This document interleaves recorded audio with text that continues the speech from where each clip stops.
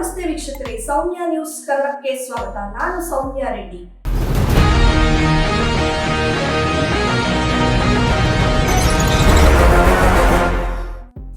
ಗುರುಗಳು ಅಂದ್ರೆ ಸಾಕು ಪೂಜನೀಯ ಸ್ಥಾನವನ್ನು ನಾವು ಕೊಟ್ಟಿದ್ದೀವಿ. ಗುರುಗಳನ್ನ ಗುರು ಬ್ರಹ್ಮ, ಗುರು ವಿಷ್ಣು, ಗುರು ದೇವೋ ಮಹೇಶ್ವರ ಅಂತ ಹೇಳಿ ಪೂಜಿಸ್ತೀವಿ.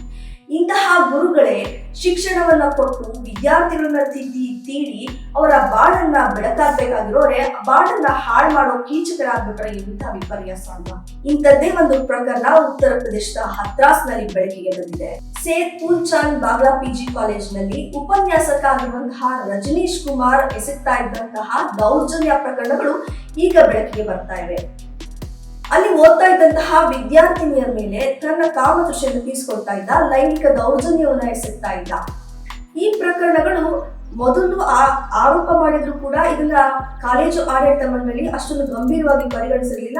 ಆಂತರಿಕ ತನಿಖೆಯನ್ನ ನಡೆಸಿ ಕ್ಲೀನ್ ಚಿಟ್ ಕೊಟ್ಬಿಟ್ಬಿಡುತ್ತೆ. ತದನಂತರ ತನ್ನ ಚಾಳಿಯನ್ನ ಈ ಒಂದು ಪ್ರೊಫೆಸರ್ ಮುಂದುವರಿಸಿಕೊಂಡು ಬಂದಿದ್ದ. ಉಪನ್ಯಾಸಕನಾಗಿ ಇದೇ ಕಾಲೇಜಿನಲ್ಲಿ ಮತ್ತೆ ಮುಂದುವರೆದಿರ್ತಾರೆ. ಈ ಪ್ರಕರಣ ಇದೇ ಮಾರ್ಚ್ 13ನೇ ತಾರೀಕು ಸಂತ್ರಸ್ತ ವಿದ್ಯಾರ್ಥಿನಿಯರೊಬ್ಬರು ಒಂದು ಪತ್ರವನ್ನ ಬರೀತಾಳೆ. ಅನಾಮಧೇಯ ಹೆಸರಿನಲ್ಲಿ ಈ ಒಂದು ಪತ್ರ CM ಯೋಗಿ ಆದಿತ್ಯನಾಥ್ ಮತ್ತೆ PM ನರೇಂದ್ರ ಮೋದಿ ಹಾಗೂ ಮಹಿಳಾ ಆಯೋಗಕ್ಕೆ ಈ ಒಂದು ಪತ್ರ ರವಾನೆಯಾಗುತ್ತೆ. ತದನಂತರ ಇದು ಭಾರಿ ಸದ್ದನ್ನ ಮಾಡುತ್ತೆ. ಇದನ್ನ ಗಂಭೀರವಾಗಿ ಪರಿಗಣಿಸಿದಂತಹ ಯೋಗಿ ಆದಿತ್ಯನಾಥ್ ಅವರು ಈ ಪ್ರಕರಣದ ತನಿಖೆಗೆ ಆದೇಶಿಸ್ತಾರೆ.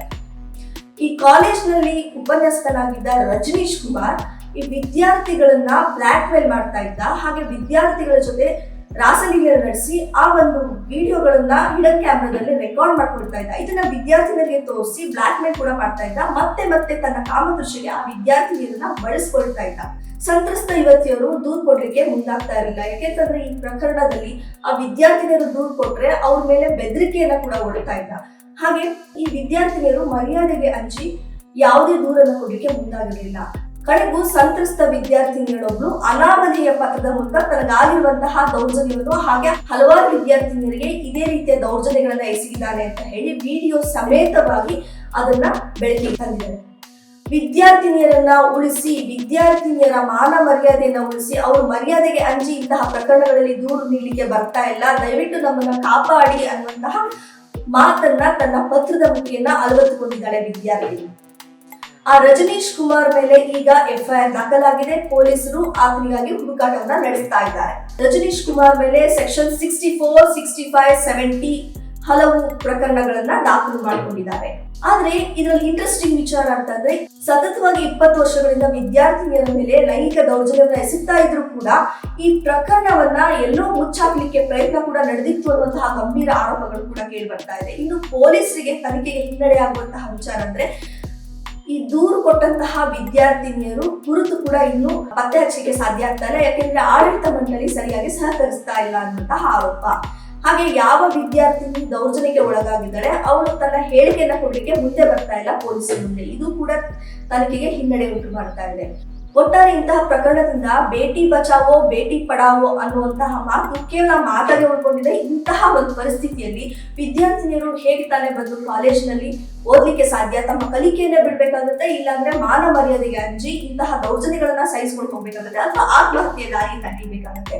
ಇದರಲ್ಲಿ ಇನ್ನೊಂದು ಇಂಟ್ರೆಸ್ಟಿಂಗ್ ವಿಚಾರ ಏನು ಅಂತಂದ್ರೆ ಒಂದು ಪೆನ್ಡ್ರೈವ್ ನಲ್ಲಿ 59 ಅಶ್ಲೀಲ ವಿಡಿಯೋಗಳನ್ನ ವಿದ್ಯಾರ್ಥಿನಿಯರಿಗೆ ದೌರ್ಜನ್ಯ ಎಸಗಿದ್ದಾರೆ ಅಂತ ಹೇಳಿ ಪ್ರೂವ್ ಆಗುವಂತಹ ಒಂದು ವಿಡಿಯೋಗಳು ಸಾಮಾಜಿಕ ಜಾಲತಾಣದಲ್ಲಿ ವೈರಲ್ ಆಗಿರುವಂತದ್ದು. ಇದು ಕೂಡ ಸಾಕ್ಷ್ಯ ಆಗ್ಲಿಕ್ಕೆ ಸಾಕಷ್ಟು ಮಹತ್ವದ ಪಾತ್ರವನ್ನು ವಹಿಸುತ್ತೆ ಅಂತ ಪೊಲೀಸರು ಹೇಳ್ತಾ ಇದ್ದಾರೆ. ವಿದ್ಯಾರ್ಥಿನಿಯರು ಇಂತಹ ಪರಿಸ್ಥಿತಿಯಲ್ಲಿ ಹೇಗೆ ತಾನೇ ತಮ್ಮ ವಿದ್ಯಾಭ್ಯಾಸವನ್ನ ಮುಂದುವರಿಸಲಿಕ್ಕೆ ಸಾಧ್ಯ ಆಗುತ್ತೆ? ಇಂತಹ ಕಾಲೇಜಿನಲ್ಲಿ ಓದನ್ನ ಮುಂದುವರಿಸಲಿಕ್ಕೆ ಸಾಧ್ಯ ಆಗುತ್ತೆ? ಮರ್ಯಾದೆಗೆ ಅಂಜಿ ಇಂತಹ ಎಷ್ಟೋ ಪ್ರಕರಣಗಳು ಮುಚ್ಚೋಗುತ್ತೆ. ಆದ್ರೆ ಇಲ್ಲಿ ಸಂತ್ರಸ್ತ ವಿದ್ಯಾರ್ಥಿನಿಯರು ಧೈರ್ಯ ಮಾಡಿ ದೂರನ್ನ ಕೊಡೋದ್ರ ಮೂಲಕ, ಅನಧಿಕೃತ ಪತ್ರವನ್ನ ಬರೆಯೋದ್ರ ಮೂಲಕ ಈ ಪ್ರಕರಣವನ್ನ ಬಯಲಿಗೆಳಿದ್ದಾರೆ. ಒಟ್ಟಾರೆ ಒಂದು ಅನಾಮಧೇಯ ಪತ್ರದ ಮುಖೇನ ಇಂತಹ ಒಂದು ಕಾಮುಕ ಉಪನ್ಯಾಸಕನ ಕಾಮ ಪುರಾಣ ಬಯಲಿಗೆ ಬಂದಿರುವಂತದ್ದು. ಅದೇನೇ ಆಗ್ಲಿ ದೌರ್ಜನ್ಯಕ್ಕೆ ಒಳಗಾಗಿರುವಂತಹ ವಿದ್ಯಾರ್ಥಿನಿಯರಿಗೆ ನ್ಯಾಯ ಸಿಗಲಿ, ಸಂತ್ರಸ್ತ ಯುವತಿಯರಿಗೆ ರಕ್ಷಣೆ ಸಿಗಲಿ, ಹಾಗೆ ಆ ಕಾಮುಕ ಉಪನ್ಯಾಸಕರಿಗೆ ಶಿಕ್ಷೆ ಆಗಲಿ ಅನ್ನುವಂತಹ ಆಗ್ರಹ ಒತ್ತಾಯ ಕೇಳಿಬಂದಿದೆ.